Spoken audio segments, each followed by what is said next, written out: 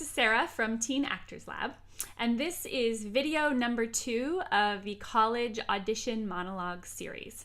What monologue should you do for college auditions? So that's a question that I get asked all the time, and the truth is that there's really no one-size-fits-all perfect monologue. There are, however, some tips I can offer you that will help you select something. So here are some things to ask yourself when thinking about your pieces. How are you most likely to be cast? What are your acting strengths? What playwrights do you love?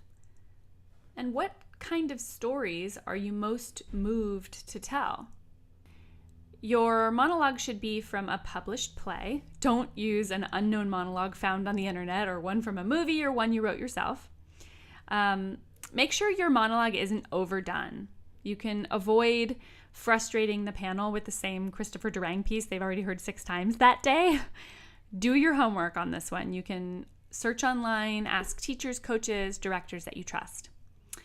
Your monologue should also be active. That means that your character is clearly trying to get something. And in general, you want to avoid monologues with a lot of swear words, ones that are shocking or require an accent. And double check the requirements for the specific school, like the time limit, the style of piece, etc., and make sure that your piece or pieces fit the bill. And double make sure it isn't too long. A little short is definitely better than too long. It's common for schools to request 1 contemporary piece and 1 classical piece with a total time limit of around 4 minutes for both. Here's what that means. A contemporary piece is modern, written after 1945 or so. Playwrights like Tennessee Williams, Sam Shepard, John Patrick Shanley are all contemporary writers. A classical piece is typically written before about 1800 and includes playwrights like Shakespeare or Molière.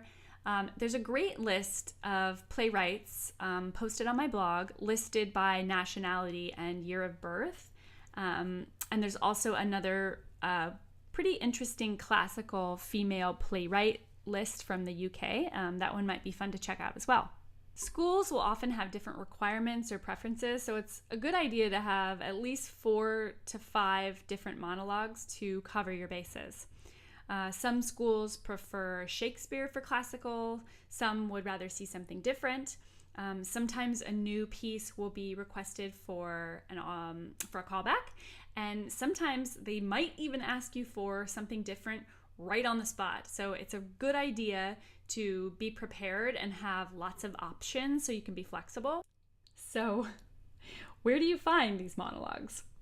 Really, there's no better way than by reading a lot of plays.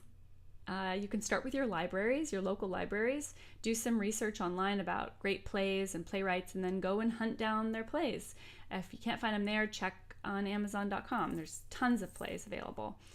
Talk to coaches, teachers, directors, people who know you and know your work and know great plays and playwrights.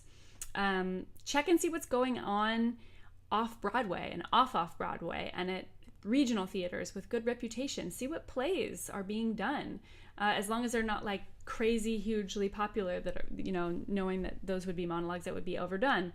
But you can bounce those ideas off people that you trust. Read reviews online and search for age-appropriate character descriptions in the reviews. Make Google your best friend. There's tons of access to great stuff out there. Subscribe to theater publications like American Theater Magazine and see what's happening in the theater world. So stay tuned for the next video. Video number 3 will be all about how to make an impression when auditioning for colleges.